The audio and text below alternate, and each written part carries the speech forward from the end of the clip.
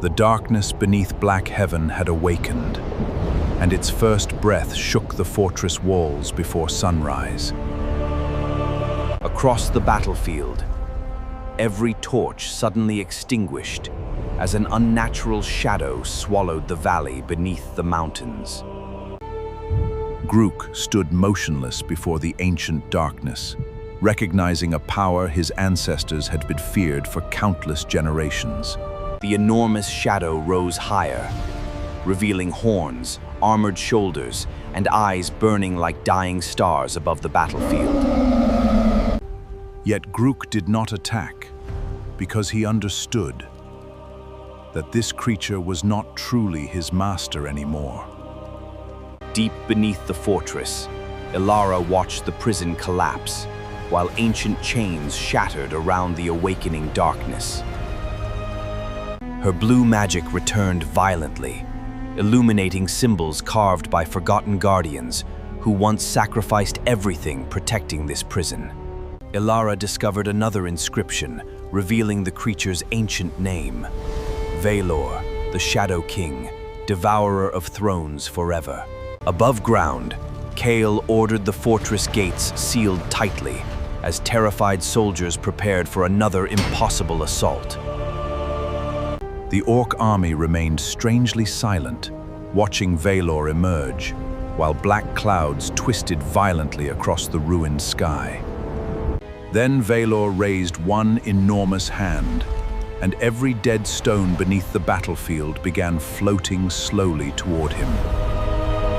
The fortress walls trembled as ancient magic drained from the ground, feeding the awakening creature beneath Black Heaven. Elara rushed toward the deepest chamber, desperately searching for the forgotten weapon that could possibly destroy Vaelor. Behind another sealed doorway, she discovered an enormous sword embedded deep inside a glowing crystal altar chamber. Behind another sealed doorway, she discovered an enormous sword embedded deep inside a glowing crystal altar chamber. The weapon was surrounded by ancient human and orc symbols, proving their ancestors had once fought together. Elara touched the crystal, and a vision revealed two ancient warriors carrying the legendary sword into battle. The world of need of knights, Kever and Kael of Enterblags. Elara understood that the sword was never created to kill Vaelor, but to imprison him again forever. Meanwhile, Gruk entered the battlefield alone, carrying his massive axe toward the towering Shadow King.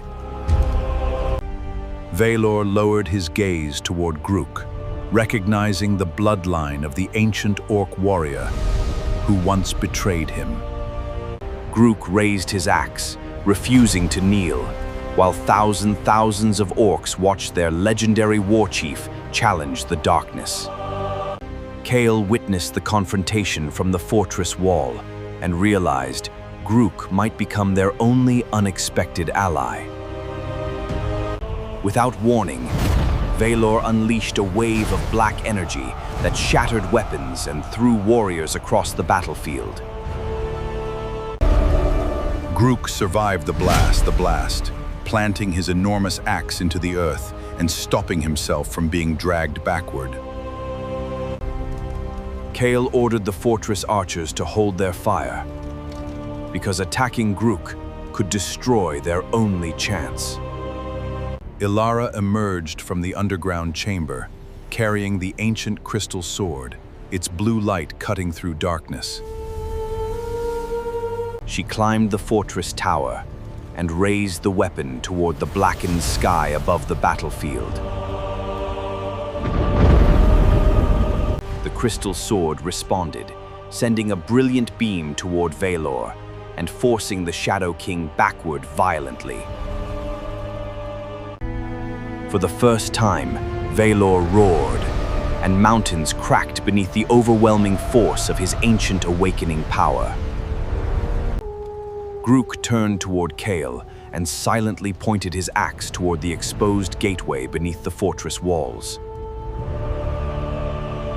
Kael understood the message. Vaelor could not be defeated outside. The prison had to be rebuilt beneath them. Elara entered the gateway, while Kael and Gruk held back the advancing darkness, together against overwhelming odds. Inside, black tendrils surrounded Elara as she approached the broken prison, while ancient symbols awakened beneath her feet. She placed the crystal sword into the altar, and the entire underground chamber erupted with blinding blue energy. Vaelor screamed as chains of pure light wrapped around him, but one final shadow remained outside the prison walls.